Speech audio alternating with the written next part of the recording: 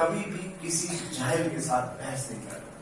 क्या लोग है ना, आप कहोगे कि सर मैं पढ़ना चाहती हूँ, मैं अभी कॉलेज में हूँ और मैं सिविल सर्विसेज की तैयारी करता हूँ, तो बहुत सारे लोग नेगेटिव लोग क्या कहेंगे, नो नो नो नो आप 2 पूरियों पे पाँव मत रखिए, वो इसको कहेंगे 2 पूरियां, ऐसा नहीं है। तो आप भी जिस तरह होके बैठोगे, नहीं मेरा तो कॉलेज भी चला जाएगा और मुश्किल ही है। एक बार एक गधे की और घोड़े की बहस हो रही थी।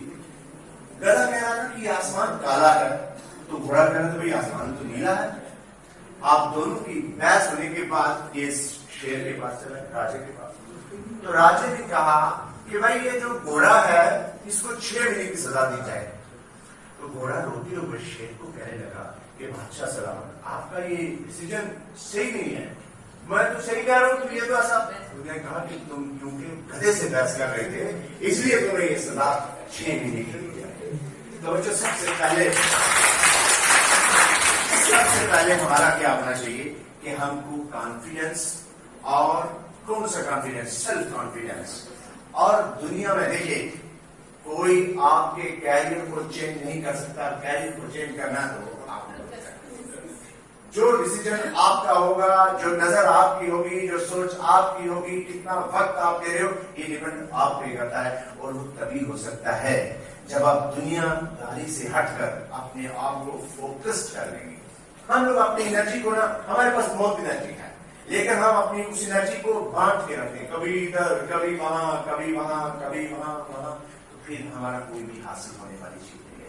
आप एकदम आज ले लीजिए ना, आज आप कसम खा लीजिए कि नहीं हमको दुनिया का, हिंदुस्तान का सबसे बड़ा एग्जाम सिविल सर्विसेज का जो एग्जाम होता है यूपीएससी का, वो क्लियर करना है। तो जब आप यूपीएससी की सोच रखोगे तो कम से कम पब्लिक सर्विस कमीशन का एग्जाम तो पास होगा। हमारी सोच बड़ी होनी चाहिए, और बड़ी सोच जब होगी तो दुनिया की कोई भी ताकत आपको रोक नहीं सकती है। तो दोस्तों एक बार ना एक हथनी प्रेग्नेंट हो गई, और हथनी और खरगोश की दोस्ती थी। खरगोश और हथनी दोनों एक टाइम में प्रेग्नेंट हुई।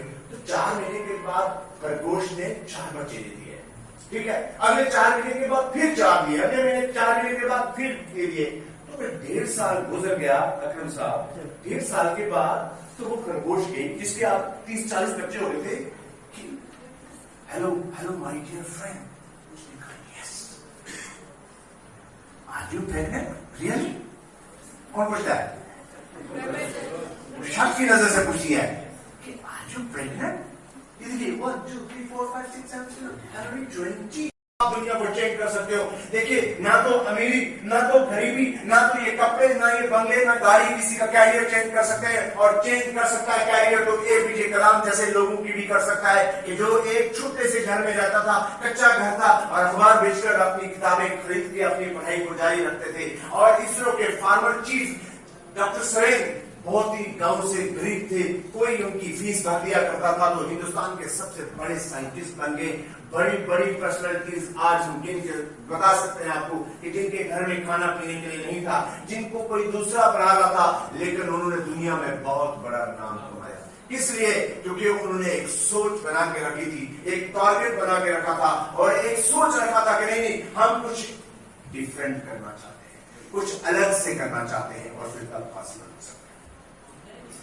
एनीवे बच्चों आप जानते हैं कि आपके सिलेबस में बहुत सारे कंपोनेंट्स होते हैं, बहुत सारे कंपोनेंट्स। और काम कीजिए, कोई कारपेंटर बनता है, कोई बार्बर बनता है, कोई सिलाई करता है, तो 27 साल बगैर किसी सोच के, सिर्फ किस बात पे कि no discrimination on the basis of caste, on the basis of colour, आप ब्लैक और व्हाइट में कलर नहीं, we all are human beings, हमारा खून एक है।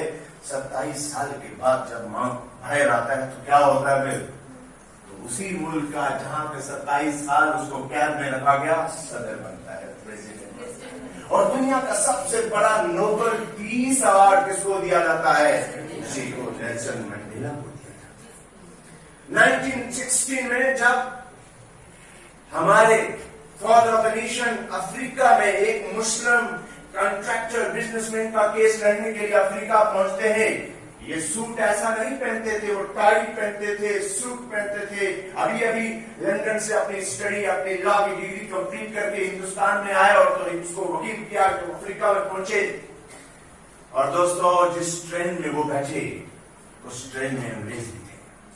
और नेहरू ने कहा, mister Gandhi, you are coming from the India where we are the ruler, you are black man, I am the white man, you are not allowed to sit in this bogie. चलिए बाहर। तो क्या था महात्मा गांधी का खूबसूरत सेंटेंस मैं आपको जरूर कहूंगा, जो 1916 में उन्होंने अफ्रीका में कहा। उन्होंने कहा कि मिस्टर अंग्रेज, तुम मुझको इस ट्रेन से निकाल रहे हो, याद रखिए मेरी कमिटमेंट है, मेरी सिंसियरिटी है, मेरी डेडिकेशन है, मेरी ऑनेस्टी है और मेरा टारगेट है, मैं तुमको एक दिन ऐसा आएगा कि अपने देश से निकालूंगा। और उसने इस देश से निकाला।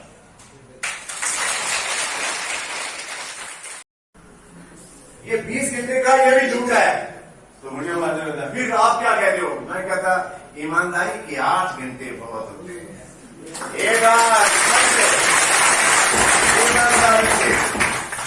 उस ईमानदारी का क्या हो गया कि जब आप कोई चीज पढ़ने जाते हो तो फिर आपकी नजर इधर उधर उधर उधर नहीं होनी चाहिए। आपके हाथ के इधर हाथ में मोबाइल नहीं होना चाहिए कि जिसको बार बार आप तिरछी आंख से देख रहे हो। आया? अच्छा, अभी आ रहा है, फिर नहीं आया तो बच्चों उससे फिर नहीं बनती। और कंसंट्रेशन टूट जाए तो बच्चों जो याद होता है। मेरे पास बहुत सारे बच्चे हैं, हमारी मेरी अपनी पर्सनल लाइब्रेरी है, बुजुर्ग में बिल्कुल ठीक ठाक, बिल्कुल खैरियत से चला गया। तो मैं के लोगों को मैं आपको बताऊं, हम सही से बैठा था आप जैसे मेंटर के लोगों के साथ, क्या ये ग्लास है, ग्लास कांच है। दोस्तों मैं कांच में से रोशनी पैदा करना चाहता हूं। तो क्या कहा आपने? आप क्या कहोगे? मैं कहूंगा इसमें से रोशनी पैदा, आप क्या करोगे? हंसोगे? कोई शराब कौन है? इसी तरह से सब लोग हंसते रहे। तो उसने कहा तुम हंसो और मैं हार्ड वर्क करूंगा। और एक वक्त क्या आ गया कि उसने उसी कांच में से रोशनी पैदा की नहीं करेगी। थॉमस एडिसन, ये मीटर, ये सब कुछ थॉमस एडिसन की डिस्कवरी थी। और फिर क्रॉमवेल बैठा था दोस्तों को, उसने कहा दोस्त तुम चले जाओ यहाँ से 50 किलोमीटर दूर और मैं यहाँ से तुमसे बात करूंगा। उसने कहा पागल हो गया, आवाज मारोगे ज्यादा 20 मीटर 30 मीटर 100 मीटर आवाज जाएगी, ये कर जाएगा। तो आज की डेट में आप यहाँ बैठे, मैं यहाँ बैठा हूँ और सीधा आपके बाइडन के साथ बात कर सकता हूँ। Hello mister Biden, how are you? Fine, आमने सामने। तो दोस्तों अगले 5 साल 500 साल की बात बताता हूँ, प्रेडिक्शन।